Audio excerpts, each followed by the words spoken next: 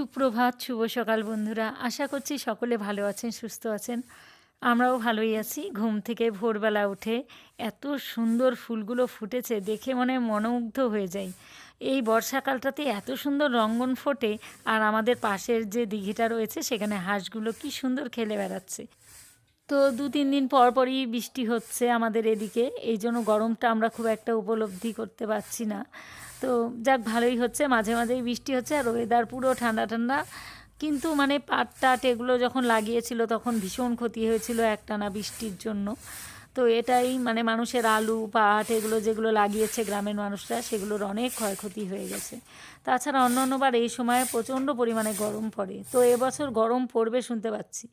তো যাই হোক, উঠানটা ঝাড় দিয়ে এবার আমি রওনা দিয়ে দিলাম দোকানের উদ্দেশ্যে। তো দোকান থেকে কিছু জিনিস আনবো আর ডিম আনবো, ডিমের কারি করার জন্য। ছেলেও বেরোবে খেয়ে দিয়ে, আপনাদের দাদাভাইও বেরোবে, এই জন্য এই যে এখন যাচ্ছি ছাতা মাথায় দিয়ে। বৃষ্টি কিন্তু শুরু হয়ে গেছে আর রাস্তাটা পুরো ভেজা।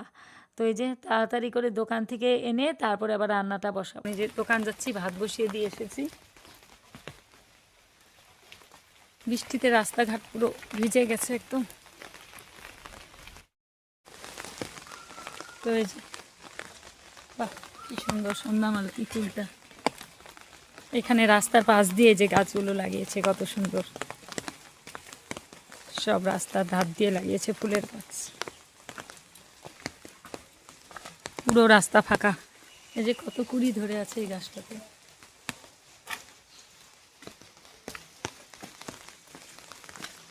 এই যে কাকিমাদের এই কাঁঠাল গাছে কোথায় কাঁঠাল ধরেছে, একদম নিচে নিচে কাঁঠাল ধরে আছে, সব কি সুন্দর। চলে এসেছি দোকান।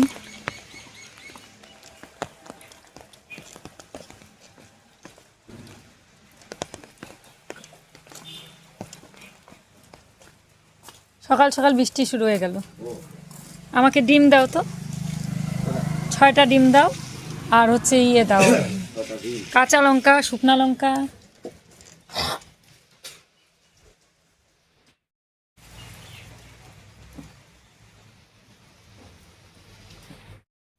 তো দোকান থেকে বাড়ি এসে যে আটা মেখে নিয়ে এখন রুটি করছি, কারণ ছেলে নিয়ে যাবে টিফিনে, দুপুরবেলা রুটি তরকারি নিয়ে যায় আর সকালে ভাত খেয়ে যায়।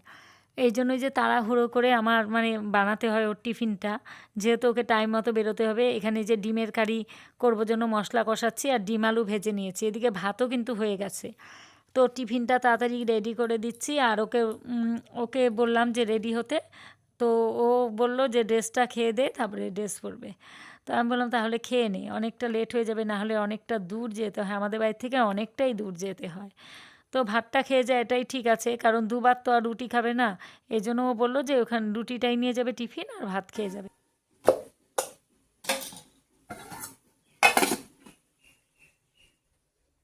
নিচে নামিয়ে নামিয়ে করতে হচ্ছে, মানে এই জায়গাটা দেখুন কতটুকু জায়গাই নেই, এই জন্য একটা অসুবিধা হয় এই জায়গাটা করতে।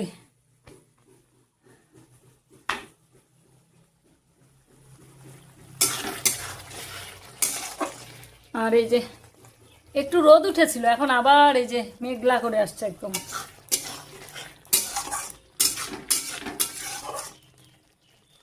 ডিমের কারি আর একটা কিছু করব দেখি। তো ছেলে খাওয়া দাওয়া করে রেডি হয়ে একদম বেরিয়ে পড়লো। আর এবারে এই যে সুমতি কাটছে আমাদের মিষ্টি কুমড়োর ডগা। আমি কাটবো বলেছিলাম, ও বলল বৌদি আমি কেটে দিচ্ছি। তো এই যে আমাকে জালনা দিয়ে দিচ্ছি। প্রভাত, শুভ সকাল বন্ধুরা। আশা করছি সকালে ভালো আছেন, সুস্থ আছেন। আমরাও এক প্রকার ভালোই আছি। আর এই যে একটু আগে আমাদের সুমতি গিয়ে, এর আগে তো আমি কেটেছি একদিন, তো সুমতি গিয়ে যে আমাদের মিষ্টি কুমড়ার ডগা কেটে দিল। ওই মা মানে আমার জায়ের ঘরে দিলাম কিছুটা, আর কিছুটা আমার জন্য রাখলাম। এই যে একদম কচি কচি গাছের, এগুলো আমাদের গাছের, এই যে মিষ্টি কুমড়ো গাছটা হয়েছে ওটার থেকে যে ডোগাগুলো সব আনা হলো, এগুলো কাটবো। আর এই যে গাছের কাঁঠাল নিয়ে বসে পড়েছি, যে গাছের কাঁঠাল এঁচোড়, এটাকে কাটবো। ওই যে মামা বাড়ির থেকে আলু আর বেল এনেছিলাম, বেলটা রোদ তো উঠছেই না, এর জন্য রোদেও দেওয়া যাচ্ছে না বেলগুলো। আর এই যে আলুগুলো সব মামাদের বাড়ির খেতে জমিতে লাগিয়েছিল সেগুলো। আর এই যে পাট শাকগুলো কিনে এনেছিলাম, এগুলো এই যে গতকাল রাতে বড়া করেছি, আর বাকি এই যে এখানে কতগুলো আছে, আর ফ্রিজের মধ্যে আছে কিছুটা। তো এখন এই যে বসে পড়েছি ডোগাগুলোকে কাটার জন্য। তো এগুলো কেটে রেখে দিচ্ছি, তাহলে পরের দিন রান্না করতে সুবিধে হয়। আর এঁচোড়টাও কেটে রাখবো, কারণ মানে কি, যেদিন এগুলোকে কাটবো সেদিন রান্না করতে গেলে অনেকটা দেরি হয়ে যায় রান্না করতে। এই জন্য ভাবলাম যে আগের দিন যদি এগুলো কেটে রাখা যায়, তাহলে পরের দিন ঝটপট করে রান্নাটা করে নেওয়া যাবে। তাই যে বসে পড়লাম, সব কাজ শেষ করে এখন এগুলো কেটে নিব, নিয়ে তারপরে স্নান করব, পুজো দিব। যে ডোগা কাটা কমপ্লিট হয়ে গেছে, এই যে একদম কচি কচি ডোগা। বাড়ির গাছের সবজির টেস্টই আলাদা, একদম কচি এগুলো, আগাগুলো শুধু। তো এই যে কমপ্লিট। আগে ডোগাটা কেটে নিলাম, কারণ না হলে যে এঁচোড়ের আঠা লেগে যাবে বটির মধ্যে। এখন কাটবো এঁচোড়। আজকে সব গাছের সবজি কেটে রাখছি, আগামীকাল গাছের সবজি মানে এগুলো রান্না করবো। এর সঙ্গে আরও অন্য কিছু হবে, ভাবছি চিংড়ি মাছ দিয়ে এঁচোড় করবো, এঁচোড় চিংড়ি। এই যে তেল মেখে দিলাম একটু হাতে। এবারে এটা কাটি।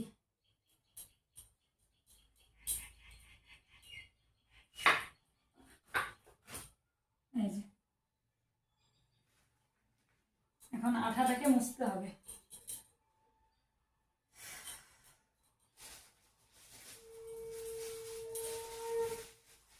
তেল দিয়ে দিয়ে এভাবে তুললে তাহলে অতটা আঠা ইয়ে হবে না। কচু পাতা দিয়েও তোলা যায়। বিচি হয়েছে খুব সুন্দর। আমাদের গাছের না মানে এঁচোড় থাকতে এগুলো ভালো লাগে খেতে, আর পাকলে অতটা ভালো লাগে না, কিন্তু মানে কাঁচা অবস্থায় বেশি ভালো হয়। প্রচুর আঠা। কুমড়ো পাতাটা দিয়ে করি।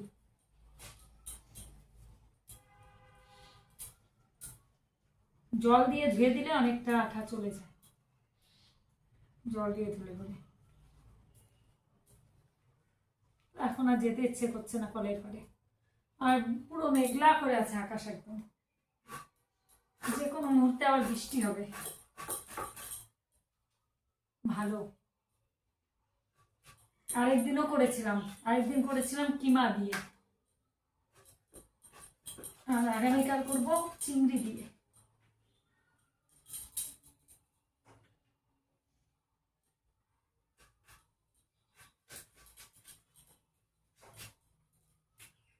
বাড়িতে এটা ওটার গাছ থাকলে না, যখন যেটা ইচ্ছা মানে করা যায়, আর তা নাহলে কিনে কিনে আনো করো।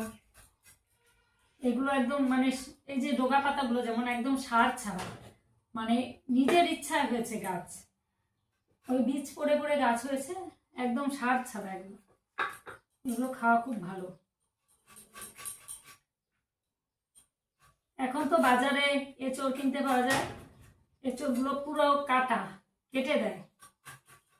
এর আগে আমাদের বাড়িতে যখন এঁচোড় ধরেনি তার আগে নিয়ে এসেছিল, কিন্তু সেগুলো আবার কাটা থাকলেও আবার বাড়িতে এনে সব কিছু কাটতে হয়, বীজটাকে পরিষ্কার করতে হয়, ঝামেলা। তার থেকে মনে হয় যে নিজে কেটে নেওয়াটাই ভালো।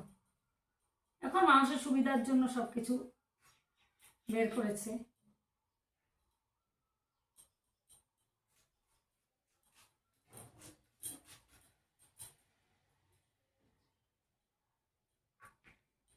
এই বীজগুলো খুব টেস্ট হয়।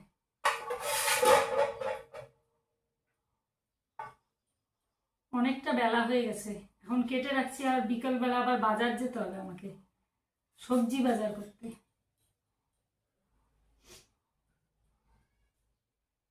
এই জন্য এখনই কেটে রাখছি, কারণ সময় পাবো না। এই টাইমটা ফাঁকা আছি, সবাই বেরিয়ে গেছে, হাতে টাইম আছে জন্য এই যে কেটে রাখলে অনেকটা সুবিধা রান্না করতে।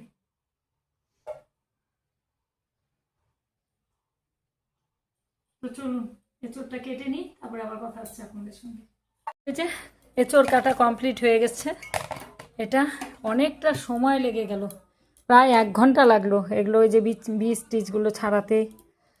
তো এতটা হয়েছে একটা এঁচোড় কেটে। আর এই যে এখানে ডোগা পাতা সব কেটে নিয়েছি, আর এই দুটো গাছের টমেটো পেকেছিল সেগুলো তোলা হয়েছে, গাছের সব। এবার এই যে বটিটাকে, এই যে কত খোসা, এবার এই যে বটিটাকে আগুনের মধ্যে একটু গরম করে তারপরে মুছে নিব। তেল দিয়ে দিয়েছি এর মধ্যে। এবার আগুনে গরম করে মুছে নিলে একদম আঠা চলে যাবে বটির থেকে। আমরা এইভাবেই আটাটা তুলি। তো বন্ধুরা, এই যে বটিটাকে এইভাবে তেল লাগিয়ে তারপরে একটু আগুনে ধরে মুছে ফেললে সব আঠা পরিষ্কার হয়ে যায়। এই যে পুরো গরম হয়ে যাচ্ছে না, এবারে মুছলে পরেই আঠাগুলো সব উঠে যাবে। প্রচণ্ড গরম হয়ে যায়। এটাকে কমিয়ে দেব। আর এই যে পেপার দিয়ে এই যে এইভাবে ঘষলে এই দেখুন একদম পরিষ্কার চকচক করছে। এটা হচ্ছে টেকনিক। দেখুন, আপনাদের একটা ভালো টিপস কিন্তু শিখিয়ে দিলাম। দেখুন সব চলে এসেছে এর মধ্যে। এইভাবে আপনারা গরম করবেন আর এভাবে মুছে দেবেন, 1 সেকেন্ডে সমস্ত আঠা উঠে যাবে। এই যে দেখুন,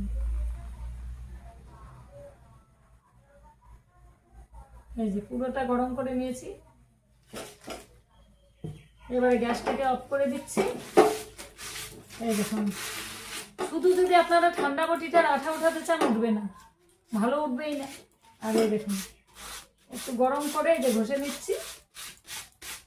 দেখুন, এই দেখুন চকচকা, এই দেখুন চকচকা, একটু আঠা নেই। দেখুন, কিন্তু এই গরমের মধ্যে কিন্তু হাত দিবেন না। এরকম পেপার নেবেন, পেপার দিয়ে এই যে এরকম করবেন, সমস্ত আঠা উঠে পরিষ্কার।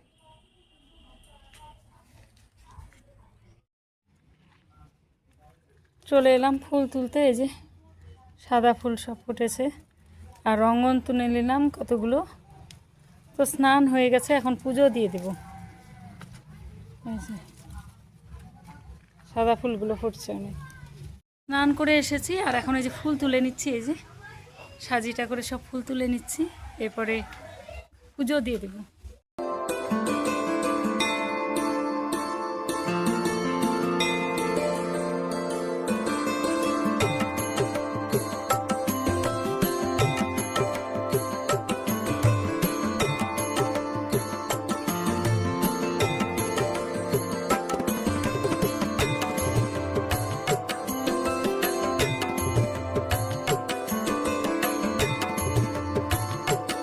বন্ধুরা, খাওয়া দাওয়া কমপ্লিট করে এই যে ঘরে এসে এখন একটু বসেছি।